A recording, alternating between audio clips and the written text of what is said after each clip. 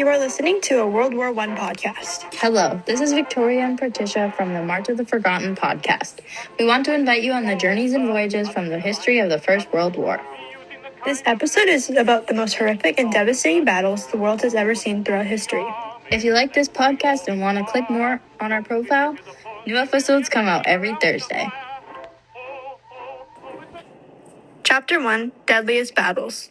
World War I had some of the most deadliest battles in history, with a total death toll of being 15 to 22 million.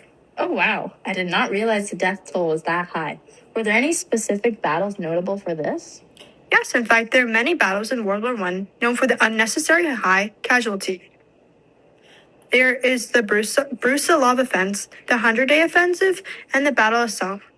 I've actually never heard of these battles. Would you mind sharing what you know? Of course, starting with the Brusilov Offense. It is the largest Russian assault in World War I and one of the most deadly battles in history. This Russian victory came at a high price, as over 1 million men became casualties on the Russian side alone, according to Brown, making the numbers for casualties for both sides to 2,317,800 casualties. Wow, that's a lot of casualties. Did one side have more? Yes, the Central Powers had an estimated 1.5 million casualties compared to around 1 million from the Russian side. Oh my, that is a certainly very high number from both sides. Were other battles around that high too? Yes, the 100-Day Offensive was a series of attacks by the Allied side at the end of the war from August to November 11th, with the armistice and the defeat of the German army. The battle's casualty numbers is extremely high, with the Allies suffering from around 1,070,000 and the Germans losing 1,172,075, with many becoming prisoners of war. These numbers are even higher than I imagined. What was the last battle you listed? The Battle of Somme? Yes, that one. Could you describe that one as well? It would be my pleasure. The Battle of Somme was one of the largest and bloody attacks of World War I. The first day of attack on July 1st, 1916, the British Army sustained 57,000 losses, leading it to becoming the bloodiest day in history. The battle ended in November after a brutal 5-month struggle when the Allies struggled to make a breakthrough. There were over 1.1 million casualties coming from both sides, the Ally and the German side. After this many deaths, did people not realize that the war was just killing? Yes, exactly. The Battle of Somme exemplified the futile slaughter and military incompetence of the First World War. According to the National Army Museum, an unidentified German soldier even stated, "The tragedy of the Somme battle was that the best soldiers, the stoutest-hearted men, were lost. Their numbers were replaceable. Their spiritual work never could be." So you're saying that in World War I, the military did not value human life and basically sent millions of soldiers on a suicide mission? That is exactly correct. Chapter 2, Warfare Technology. So what made these battles become so devastating? I'm curious about specific inventions. Great question. I'm so glad you asked. Notable warfare technologies implemented for the first time during World War I are machine guns, poison gas, tanks, submarines, and airplanes. I actually didn't know that so many inventions created in World War I are used in our everyday life today. Yes, it is pretty surprising. I want to learn more about some of the technologies you listed. Poison gas, tanks, and machine guns seem pretty deadly during war. Deadly they were for sure, and I of course will elaborate on these technologies. Beginning with poison gas. It is a deadly weapon causing around 91,000 deaths. Mustard gas was commonly used to cause chemical burns on contact, with blisters oozing yellow fluid, according to Patton. Due to the danger of gas and its effects, the Geneva Protocol of 1925 banned it, stating that some weapons were too horrific for warfare. Dying by gas seems awfully horrible. These attacks are so senseless. Were tanks and machine guns just as bad? I agree. These attacks are extremely destructive and have no respect for human life.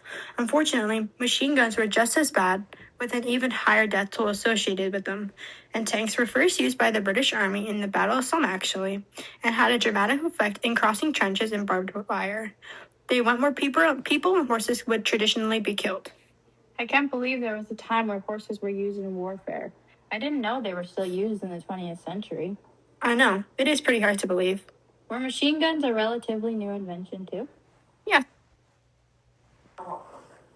Yes, in fact, machine guns were invented in 1884 and became mass-produced by for the war by 1914 when the war broke out.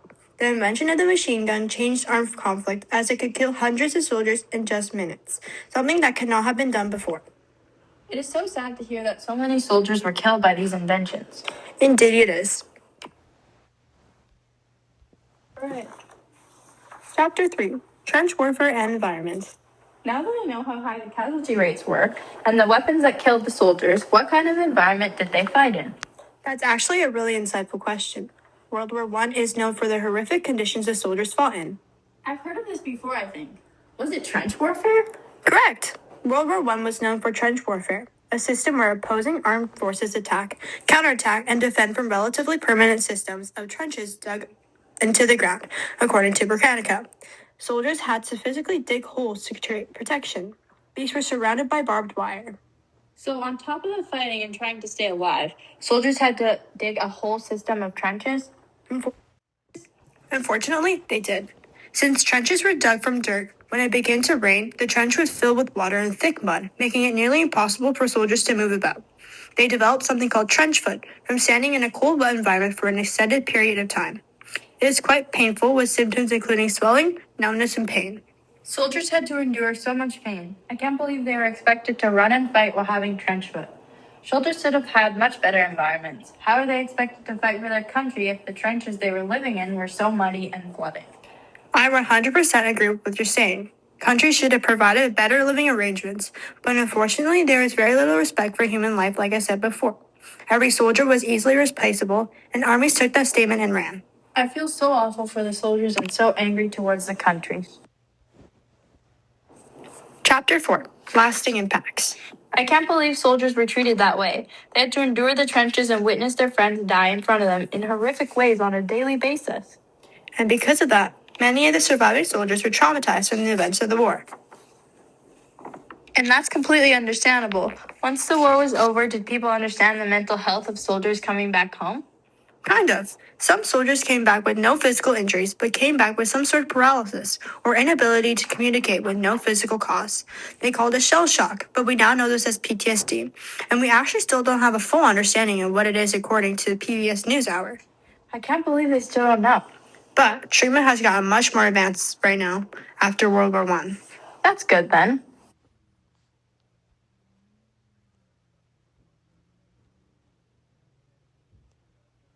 After World War I, it was very poorly understood, and treatment was often harsh, with shock therapy being one of them. Medical and military leaders struggled to treat the large number of affected soldiers. Even after they served their country so bravely, they were treated so harshly. That's so awful. I agree. Shell shock was actually initially blamed on physical brain damage from shell explosion, but in actuality, it was due to prolonged extreme exposure to stress, psychological trauma, and conditions of trench warfare. So even off the battlefield, soldiers didn't get the respect they deserved? Sadly, yes. Conclusion. Thank you so much for listening to this week's podcast about the horrific and devastating battles of World War I. If you like our topics and are interested in learning more, please click on our profile. See you next week for a podcast on women's changing roles before, during, and after World War I.